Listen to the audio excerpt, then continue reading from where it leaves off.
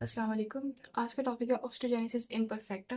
हम देखेंगे कि ऑस्टियोजेनेसिस इम्परफेक्टा क्या होती है, इसकी कितनी टाइप्स हैं और इस टॉपिक में से आपको किस तरह के एमसीक्यू और क्वेश्चन वगैरह आ सकते हैं। अब जो ऑस्टियोजेनेसिस इम्परफेक्टा है ना, ऑस्टियोजेनेसिस इससे हमें पता चल रहा है कि ये बोन से रिलेटेड है। ऑस्टियोजेनेसिस इम्परफेक्टा का सेकंड नाम होता है ब्रिटल बोन डिजीज। हम इसे ब्रिटल बोन डिजीज भी कहते हैं और ये एक जेनेटिक डिसऑर्डर होता है जो मेनली अफेक्ट कर रहा होता है बोन्स को।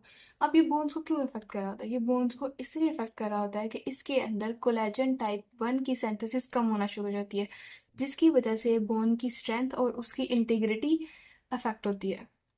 ठीक हो गया।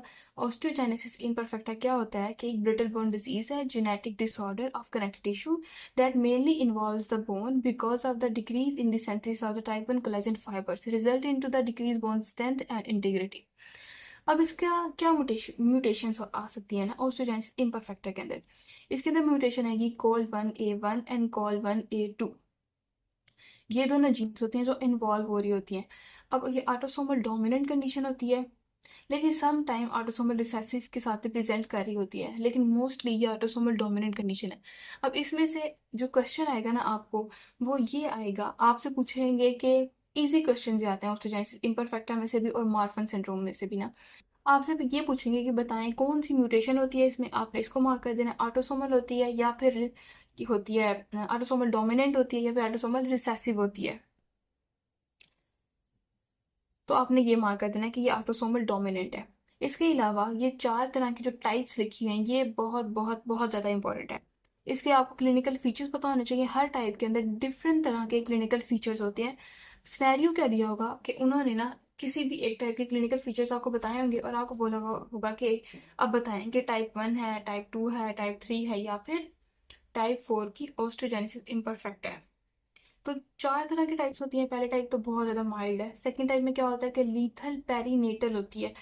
और टाइप 3 के अंदर क्या होगा कि स्वेयर डिफॉर्मिटी के साथ पेशेंट आपके पास प्रेजेंट करेगा and in the case of type 4 moderate severity होगी।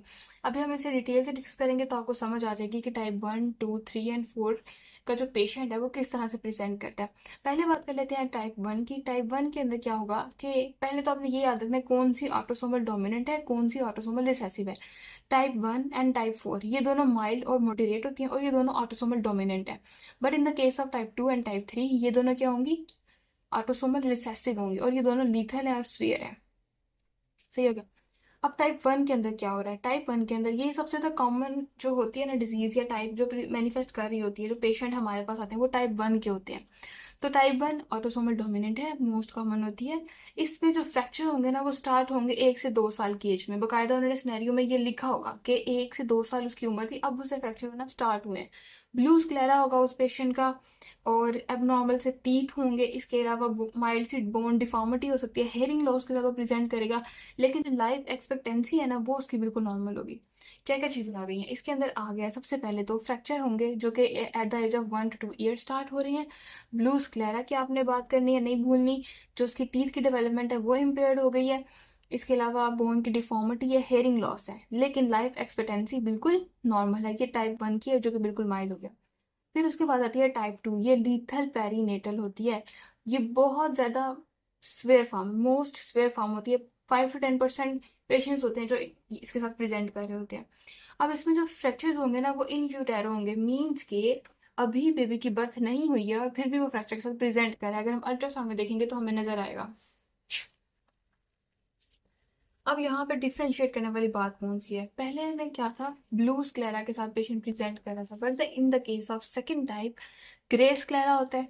लार्ज स्कल होगी, रिब के फ्रैक्चर हुए होंगे, स्टिल बोन होगा पेशेंट और ये ऑटोसोमल रिसेसिव होती है।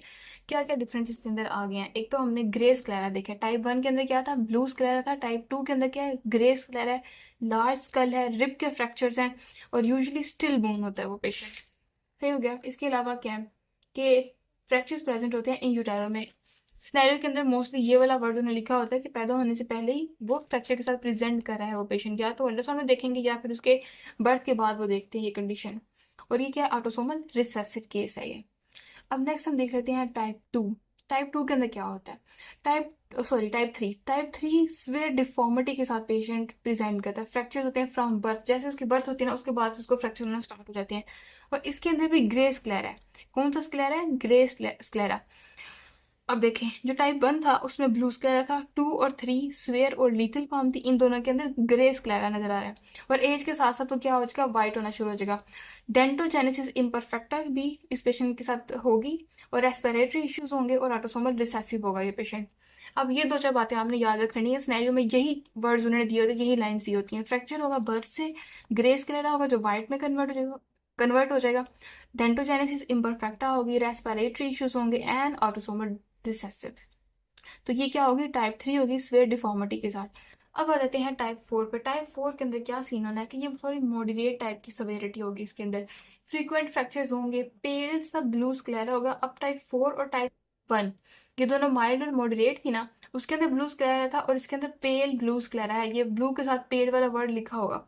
और दूसरा क्या होता है कि सर्वाइव कर लेता है वो अडल्टहुड के साथ, और माइल्ड सी डिसेबिलिटी होती है। अडल्टहुड तक वो सर्वाइव करता है, इतनी ज़्यादा उसे डिसेबिलिटी भी नहीं होती।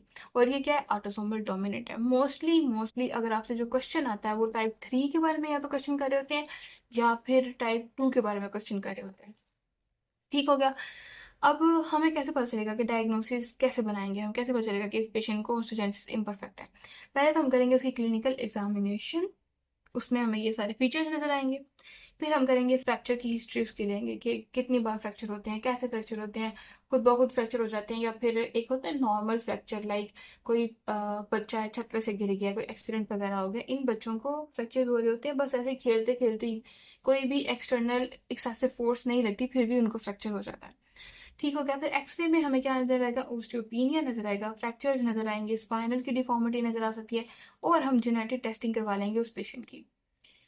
अब आगे जाते हैं इसकी मैनेजमेंट पे। कोई भी स्पेसिफिक मैनेजमेंट वगैरह नहीं है, लेकिन बिसफॉस्फोनेट्स हम दे सकते हैं उस पेशेंट को कि वो बोन की डेंसिटी और इंटेग्रिटी को इंक्रीज कर रहे होते हैं।